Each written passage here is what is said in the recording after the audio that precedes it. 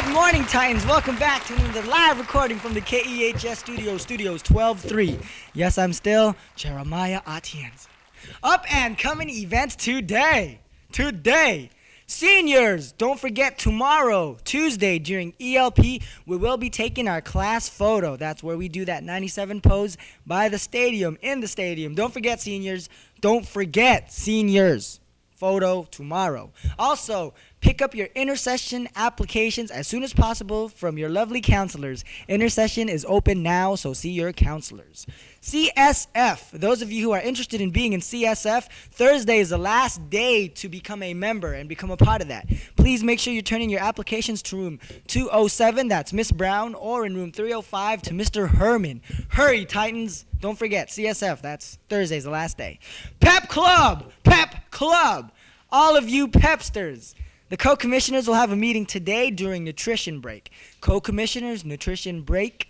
And Wednesday, the all club for the Peps will meet in IT5 during ELP. That's all you Pepsters. That's Wednesday in IT5. Also, dance club members, your $2 membership fee is due at the door on Tuesday. Make sure you turn in those $2 tomorrow on Tuesday. Hey, in ELP in 1504.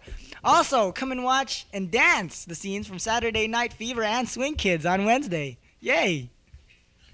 Save Our Earth will meet on ELP today for fundraising reasons, and please be prompt. That's Save Our Earth, ELP today. Sports! Coming soon this week. JV practice has been moved from 1:45 to 1:45 to 3:45. That's JV volleyball practice, 1:45 to 3:45. And coming this week are those crazy, sexy, cool fly guys we know as Jesus Lozano, Tony Araujo, Jared, Scott Matheson. Yes, folks, the Blue Beats. The Blue Beats this lunch for your entertainment will be playing. The Blue Beats playing this Thursday are proud sponsors of the ASB and the Evermore Coming 70s Dance. 70s Dance. Get your groove on at the 70s Dance. Coming soon. The yearbook staff, along with the KEHS correspondents, consorts, have put together a little piece on the importance of purchasing one's yearbook. Check it out.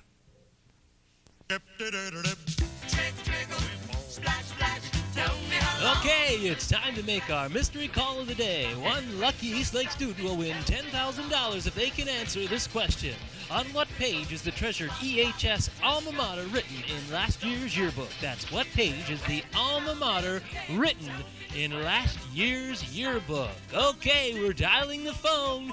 Get ready, because here we come. And dialing the phone.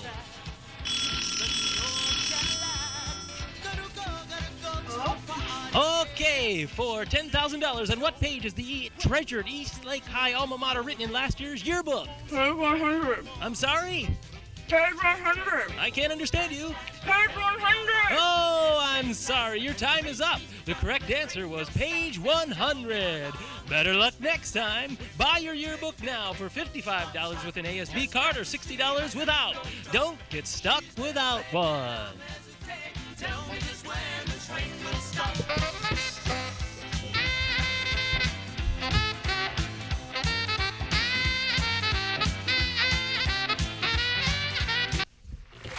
And this just in, Titans, there will be a special mandatory JP Shy C Dane meeting during nutrition break. Don't forget JP Shy and C Dane meeting during nutrition break. And anyways, Titans, attendance is the most important, potent factor on becoming successful here at East Lake, and our APs strive their best and do their best to make sure we succeed. Here to speak about and educate us about our attendance and the importance of attendance is our very own indestructible Mr. Spence. We all know that East Lake has a new truancy policy. Can you just describe it to everyone for us? Okay, we have in a semester, what we're talking about is 90 days in a semester, so we're looking at the numbers 5 and the numbers 20.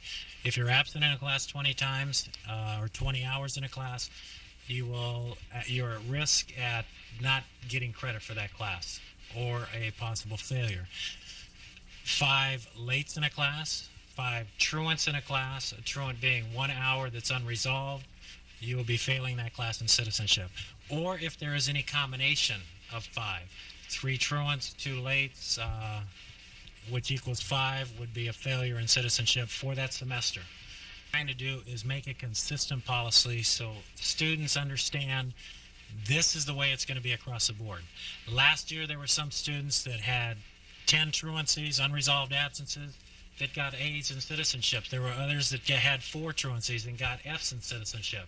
So the students really, and it would vary from one class to another, one teacher to another. So what we tried to do was uniform this whole thing and have the teachers consistently give the grades according to some kind of a scale. So students know that it is their responsibility to take care of their truancies, to clear their truancies, or any absences and lates. And is Saturday school their only option, or are there other options to clear them? For truancy, verified truancy, Saturday school is the only way. And an improved attendance pattern, it is what is required in order to get on to the Saturday school list. If that pattern does not change, is not improving, students are not allowed to clear their truancies. The other way to clear lates would be going to detentions, and we have detentions set up for a 0 through 5 schedule, and which would be after school on Wednesday and Friday, or a B schedule day, or for those students that have a 1 through 6 schedule, they can go before school from 7:50 to 8:20.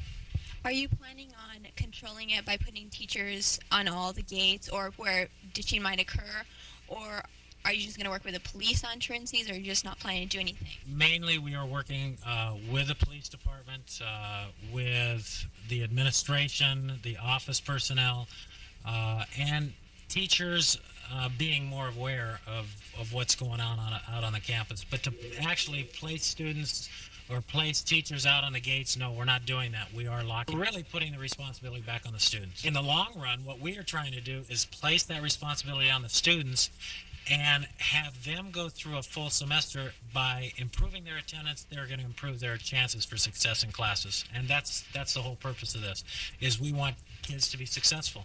And when they exit East Lake High School, they will be ready for life. And when you job skills, we're talking about being in attendance. Okay, thank you. You're welcome. Thank you. Well, thank you, Mr. Spence. Well, now you know, folks. Titans, if you don't know, well, you already said that. And now here to speak about the real news with our very own KEHS pal gal, Madrano Sadie. Thank you. There has been a noticeable increase in drug use among teenagers. Many people have been comparing the increased drug use to that of the 1970s and early 1980s. They've described that many high school students have tried or are smoking pot before they graduate. Some say it is caused by the 48% decrease in drug prevention money distributed to high schools to promote a drug-free environment. And for all you girls and guys who feel that fat is a major part of your life, and if you think you have to get rid of it, there is a new fake fat product. This new product doesn't cause any side effects like the other one that was made. Z-Trim is made of fiber, and it is intended for use by food manufacturers in trimming fat and things such as cheese, chocolate, and pancakes. And the Legal Aid Society is fighting against congressional leaders who want to stop their funds. The Legal Aid Society helps people who are too poor to afford a lawyer. They are trying to raise the funds themselves, but many have felt a decrease in funds. What? You think this is real easy? Here. Try it yourself, Jeremiah. You're so good. Mr. Means. Sport highlights. The Padres are once again in the lead of their league, leading in the Western Division, #1. That's at the top of what they're doing in the playoffs. Yay! The U.S. Open begins today for all of you tennis fanatics. Tennis fanatics. The U.S. League's opens today. Well, thank you, Sadie, for purposely doing that. And now, Titans, the KEHS studios have come up with these top 5 things you should always avoid while in a public restroom.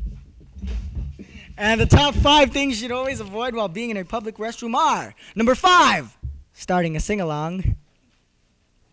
Number 4, asking the question, what you got there? What you got there? What you got there? What you got there? Number 3, purposely going into the stalls in search of phone numbers.